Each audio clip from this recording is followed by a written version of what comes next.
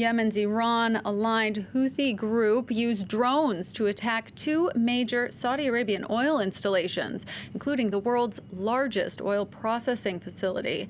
The attack took place in the early hours of Saturday, sparking two fires, and it's not the first time the Houthis have targeted Saudi facilities. Explosions can be heard in this amateur footage that shows smoke rising over Abqaiq, the home of the world's largest oil processing facility. Houthi rebels say they sent 10 drones to attack the site run by Saudi energy giant Aramco, as well as the state-run company's second largest oil field in Khurais. With smoke visible from space, they say it was the biggest operation they've carried out, one that struck deep inside Saudi territory. This mission comes as part of our legitimate right to react to the aggression and blockade on our country for the past 5 years. We promised the Saudi regime that our coming operations will only grow wider and more painful as long as their aggression and blockade continue. The Houthi rebels are backed by Saudi Arabia's regional rival Iran. And since 2015, the kingdom has been leading a coalition to fight against them in Yemen. In recent months, the Houthis have stepped up their own offensive, carrying out a series of drone and missile attacks on Saudi airports and oil facilities. It shows that the small group, with their increasingly advanced weaponry, is capable of posing a real threat. Saudi Arabia is the world's top crude oil exporter, and the latest attack on Aramco's oil facilities comes as the country is preparing to make part of the state-run company public. Saudi Arabia hasn't said whether its oil production has been affected. The state television station reports that oil exports are ongoing. And for more on this story, we'll welcome Elena DeLozier to the program. She's a research fellow in the Bernstein Program on Gulf and Energy Policy at the Washington Institute. Thank you so much for being here with us. Thank you for having me. Now, the Saudi-led coalition in Yemen says it's investigating and will confront what it called terrorist threats to global energy security. What could the response be?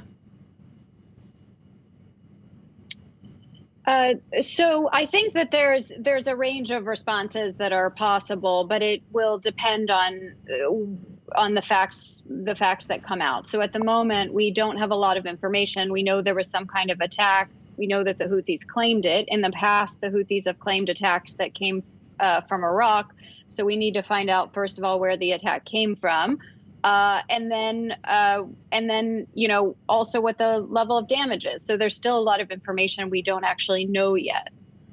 But the use of drones here, it seems to send a specific kind of message because they can cause huge damage at very little cost. How does the use of these kinds of weapons impact this proxy war in Yemen? No, that's right. I mean, the Houthis are able to have asymmetric responses, right? Like they're able to do exactly what you said, to use relatively cheap technology to create pretty big attacks, or at least very threatening attacks. The Houthis' point of view on this is that, they've done a number of attacks on airports in Saudi Arabia, and they claim because the airport in Sana'a, the capital of Yemen, is closed down, that they are therefore going to attack, Saudi airports. And because the Saudis have a blockade on them, they're going to attack, the economy of Saudi Arabia. And so they have sort of a tit for tat kind of response, but you're absolutely right. The level of damage they can do for relatively low cost is quite high.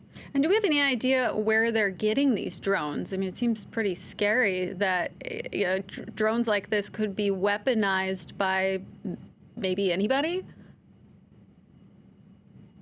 Well, it seems as though the drones originally came from Iran, and Iran seems to have been helpful in mastering that technology. It is possible to produce some parts of drones domestically, and then also sometimes the motors and engines of drones can come from, Alibaba or other websites that sell. I mean, these are things that you can buy on the open market. So it's possible to sort of piece together a drone from multiple sources that might not be suspicious. But to learn how to make it work, you need some sort of training at the beginning to do that. And it appears as though Iran provided that kind of training. And quickly, we don't know the extent of the damage yet, but if these facilities are shut down even for a couple of days, I mean, what kind of impact could that have on Saudi Arabia? Yeah, it can affect the oil prices. And for Saudi Arabia, they have a new energy minister just in the last week, and these facilities are these two facilities are a major part of Saudi's oil production, about half of it. And so, depending on the damage, it could have a pretty big effect on world oil prices. And we'll see when the stock markets open on Monday, too. Imagine that could have an impact there. Right. Elena Delozire from the Washington Institute, thank you so much for your time.